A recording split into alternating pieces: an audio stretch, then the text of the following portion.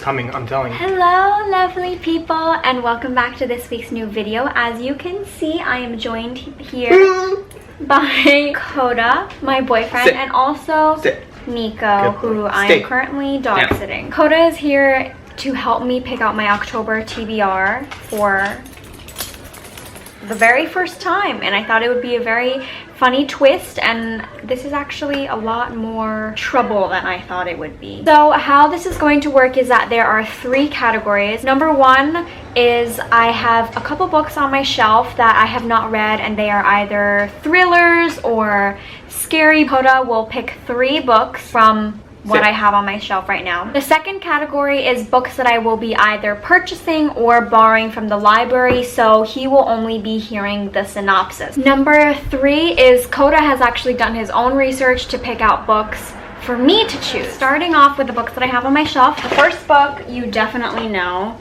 is The Shining by Stephen King, The Child by Fiona Barton, Lord of the Flies by William Golding, The Turn of the Key by Ruth Ware, The Woman in the Window by A.J. Finn, and lastly, y'all know this, and this would be a reread for me, It, also by Stephen King. That's I have the only to one that you've read. Yeah, I read it, what, like 2 years ago? So please pick 3 books. I'm gonna eliminate It. Because you read it. Okay. I'm sure there'll be a time where you can reread it. And Lord of the Flies, I mean, that was like a school requirement, so I'm not really excited about that. So. Okay. Coda's also super indecisive, so I feel like this could take a while. Well, I have a Stephen King book in my choices, so I'll take that out. Okay. So we are left with Ruth Ware's Turn of the Key, which is a Book of the Month edition. Also another Book of the Month edition, The Woman in the Window by A.J. Finn, The Child by Fiona Barton. All right. I have 3 books for my TBR. Stop licking my book! Nico! Stop. Don't look at me like that. Okay, Nico has now left, so there are less distractions, and we have also obviously changed locations or angles. Starting again with the second category, which are books that I will be either purchasing or borrowing from the library, and you will only be hearing the synopsis of each book. Book number 1, which I'm sure many of you will know, it's very much like Happy Death Day, the movie, and Groundhog Day, in which Evelyn Hardcastle will be killed. That's what it starts off as. It's meant to be a celebration, but ends up as a tragedy because Evelyn ends up dying, and the day keeps repeating itself, and the only way to stop this from happening is to find out who the killer is. Book number 2. This involves witches and magic. 2 years ago, Louise fled her coven, and she has to stop using magic, and she's on the run. Witches are being hunted down. There are witch hunters, and people are very afraid of them. There is a witch hunter who obviously is hunting down all these witches to kill them. Then he ends up meeting Louise. She ends up like falling in love with him, I think. They develop a relationship, but he obviously has no idea that she's a witch, and she has to make a choice of whether or not she should give herself to love or keep her identity as a witch. The book number 3, I think this is also a fantasy. The synopsis is so confusing, and honestly I don't really know a lot about this book. This is so hard to explain. We're not doing that. Okay. I cannot explain this. The next book is about a circus that disappears, like comes and goes whenever it wants, and you just never know when it's gonna come or when it's gonna leave. It's called Le Cirque des Rêves, and it's only open at night. And there's a duel, there's a competition between 2 of the magicians, Celia and Marco, who have been training since their childhood to be these magicians at the circus. But then there's a game where only one of them can be left standing. And Celia and Marco, this book also involves love. Stop. That wasn't on purpose. Even though they might like each other, love each other, and whatnot, the game still needs to go on. Everyone's fate hangs in the balance. I guess they have to pick between being the last magician standing or love. Okay? Could it just be a pair act? That's not the point of the game. What is this? Book 4. So there's only 9 books now. They took out the Raven Boys. Evie is exiled from her hometown, and she gets shipped off to New York City, and it's 1926. New York is like bustling. There's lots of speakeasies, bless you, and Ziegfeld girls. That's what it says. I don't know what that is. And then she has to live with her uncle who has this weird obsession with the occult. Evie is actually afraid because she has a supernatural power, and she's afraid that her uncle will find out what that is. When the police find a girl was murdered with this weird symbol, the police think it's part of the occult, so they call in her uncle as like a specialist to help them find a serial killer. So Evie jumps headlong into a dance with the murderer. Other stories unfold in the city that never sleeps. Says a young man named Memphis is caught between two worlds. A chorus girl named Theta is running from her past. A student named Jericho hides a shocking secret, and unknown to all, something dark and evil has awakened. You might find this very familiar. So there is an abandoned orphanage on this mysterious island with weird pictures, and they discover that in these photographs there are these weird children who might have like powers or something. Jacob goes off to Wales. He discovers this abandoned orphanage and realizes that something actually is so weird about this and very dangerous. It's probably best that this orphanage was on a deserted island. Through this, he also realizes that even though these photos are super old and no one is in the orphanage and it's abandoned, all these people in the photographs are alive. And he's connected to it in some way. Yeah, I know what you were talking about.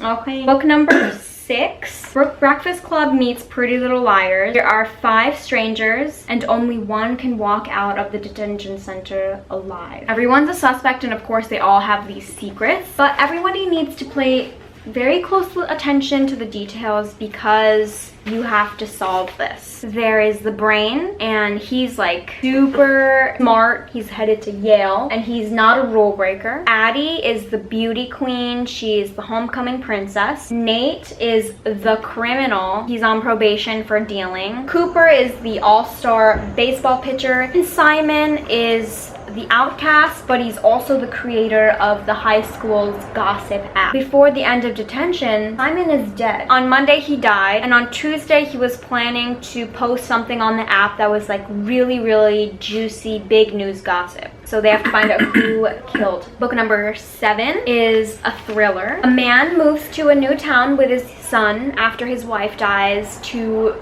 begin their new life. But in this town, 20 years ago, there was a serial killer who would abduct and murder children. And the way that he would do that is he would whisper at the child's bedroom window to try to coax them out. And the killer has already been caught, or so they think, until Tom's son, Jake, starts hearing these whispers. He disappears, and this crime obviously seems to replicate the Whisper Man, and so the detectives have to find out, is it a serial killer, a new person, a copycat, or did they always have the wrong person? Book number 8, I don't know how to pronounce her name. I'm gonna call her by her last name. Price is on this mining expedition, and she basically lied her way. You know how we all lie on our resume. She lied her way in, but she got the job. So then she is like, fine though, she's mapping mineral deposits, and she was like, how wrong could this go? The worst thing that could happen is like this mine collapsed on me. And she's like, fine, because she's making that coin. But while she's in the mine, there's someone in her earpiece that's like helping her guide her way through on the expedition, right? Someone like an expert. And that person is M. M in the earpiece knows that Price lied on her resume and that like she falsified a lot of documents to get this job, or credentials rather. But M has all these secrets, and when Price is on this expedition, she's realizing that something is not adding up, and that M, who is supposedly supposed to be helping her on this dangerous expedition, might not be who she says she is. And the last book is a YA horror. It's pitched as Dexter meets The Grudge, based on a well-loved Japanese ghost story.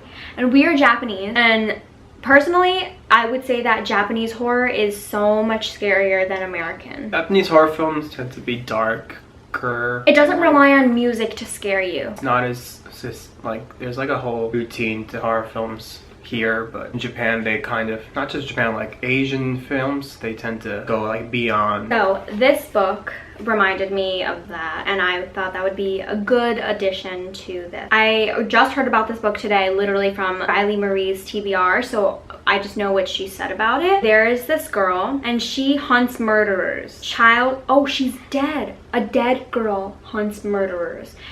Specifically child killers, like the one who killed her 300 years ago. And when there's a stranger who moves into the neighborhood, he has all these tattoos. She decides to keep tabs on him, but realizes that by doing so, she's drawn into, quote, the world of eerie doll rituals and dark Shinto exorcisms that will take them from American suburbia to the remote valleys and shrines of Aomori, Japan. Alright, so I just need to give, okay, so you gotta give me You have to pick 3. the like 2 or 3 words to describe the book once again, and I'll tell you if I'm keeping it on my mind or if I'm taking it out. Groundhog Day. Maybe. Maybe, okay.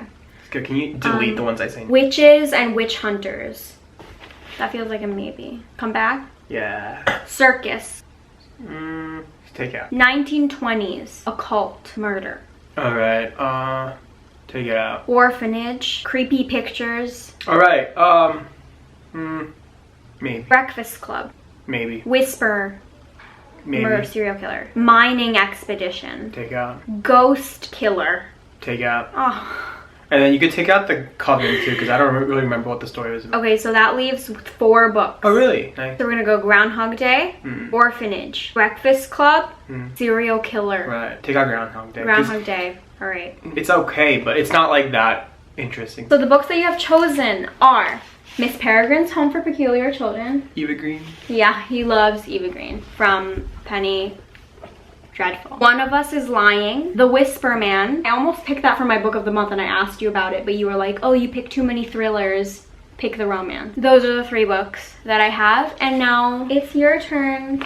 Alright, like she tried to make it easy to explain when she was reading the synopsis, but I can't do that on the spot, so I'm just gonna read it off Goodreads. Don't read the whole thing if it's long. No, none of them's that long. Okay. Yeah, my 10 books that I came across. This one is the Stephen King book that apparently it's a recent one, so. That's definitely high on my list. I want to read all Stephen King books. And this one's The Institute. That is so long. Okay, you try to make it short. Okay, tell me if I'm wrong. Okay. It's about a kid who gets like kidnapped after his parents get killed, and he gets taken to like a place where apparently they collect other kids who have like these special powers. It's kind of like an X-Men thing. Telekinesis and telepathy. Right. And then he meets these other kids, these young kids who are also at this institution. There is a director who is trying to take away their supernatural powers. Someone disappears from the institution, and the kid who got kidnapped, whose parents died, Luke, is more afraid, and he's like ready to get the fuck out of there, and he's like trying to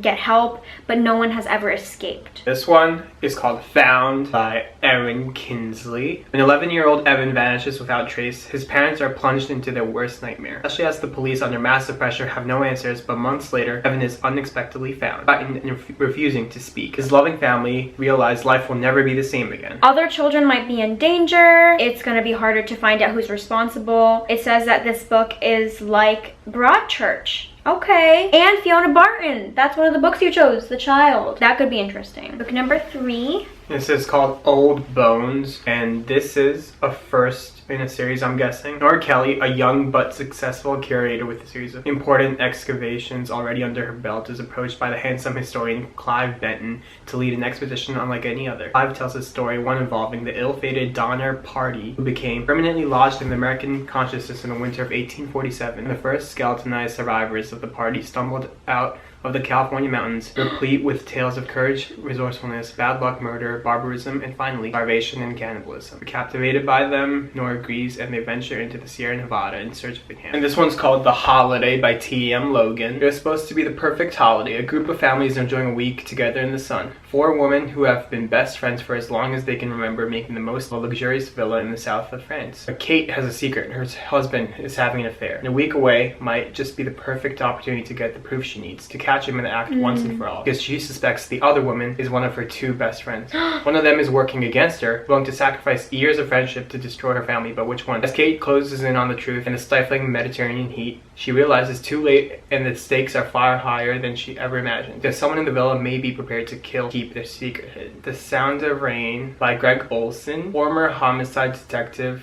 Nicole Foster has hit rock bottom. Driven off course by her treacherous partner and lover, she's flat broke and struggling with a gambling addiction. All Nicole has left is the dream of a warm bed at a homeless shelter and the haunting memories of 3-year-old Kelsey Chase, whose murder case ended her career. As Nicole obsesses over the old facts, she realizes everything about the case felt off. It involved a disinterested mom, a suicidal pedophile, and too many questions left unanswered. When the little girl's grieving father begs Nicole for help, she's drawn back into the investigation and given one shot at redemption. But the deeper Nicole digs, the more evil she uncovers, including betrayals that hit painfully close to home. Will the shocking discovery be the key to finally getting justice for Kelsey, resurrecting her own life? Resurrecting. Okay. The Sea of Tranquility is the next book by Katya Millet. Oh, this also has magicians. Nastia used to be a piano prodigy, and all she wanted was to get through high school without anybody learning about her past and get revenge on the guy who took everything from her and make him pay. Josh's story is very sad. Everybody from his life is gone basically, and he's only 17 years old, until Nastia, the mysterious new girl at school, won't leave him alone and has sort of plopped herself into every aspect of his life. The more Josh gets to know her, the more mysterious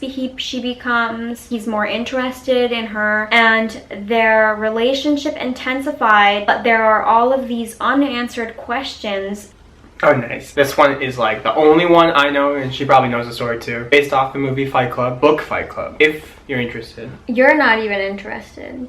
Hey, I just don't read, okay, but I love the movie. One of the greatest. I'm surprised you didn't pick Outsiders for this. I feel like Outsiders is too short. And the next book, I've heard of the author before, called And Then There Were None by Agatha Christie. I've only read 2 books by Agatha Christie. Is this a Hercule Poirot?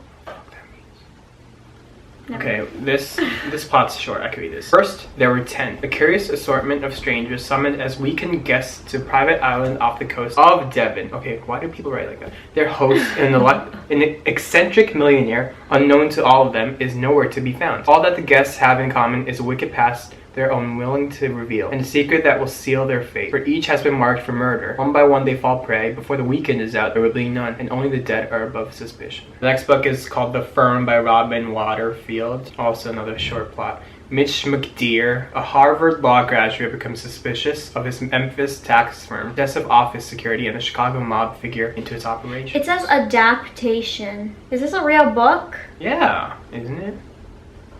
First I told you, John Grisham.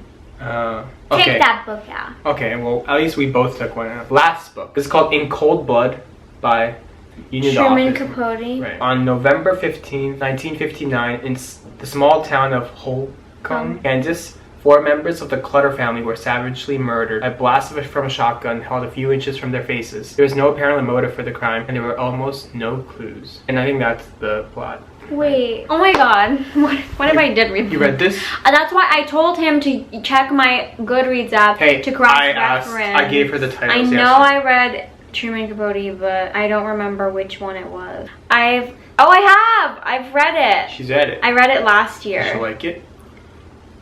She doesn't remember. I didn't give it a star rating. It was probably like a 3. Okay, well, mix it 8 is still good. 8 is still good. Choices. So Institute obviously is interesting to me as a Stephen King novel. Look at that cute dog. Is it wearing a jacket? I don't think so. Oh, I'm gonna get rid of Sound of Rain. I'm gonna get rid of Sea of Tranquility. So I'm gonna keep the Institute and The Holiday. And I'm gonna get rid of Found and Fight Club. The 3 books that I've chosen are The Institute by Stephen King, Old Bones by Douglas Preston, and then the 3rd book is The Holiday by T.M. Logan. And of course my battery's about to die just when I'm about to finish this video. Okay, the books that I will be reading for my TBR for October are The Child by Fiona Barton, The Woman in the Window by AJ Finn, Turn of the Key by Ruth Ware, Miss Peregrine's Home for Peculiar Children by Ransom Riggs, One of Us is Lying by Karen M. McManus, The Whisper Man by Alex North, The Holiday by T.M. Logan, The Institute by Stephen King, and Old Bones by Douglas Preston. Will I be able to read 9 books? Maybe. Probably. Yes. Will I stick to my TBR? Find out. I will be filming reading vlogs throughout, so please give this video a thumbs up if you enjoyed and let me know what your TBR is going to be for October, if you've read any of these books, what you thought of them, and subscribe because I'm definitely going to be making more bookish videos. If you like his face, you know, that too. And I'll see you guys next time. Thank you. Bye. This is a mess. Why? Even though you might not show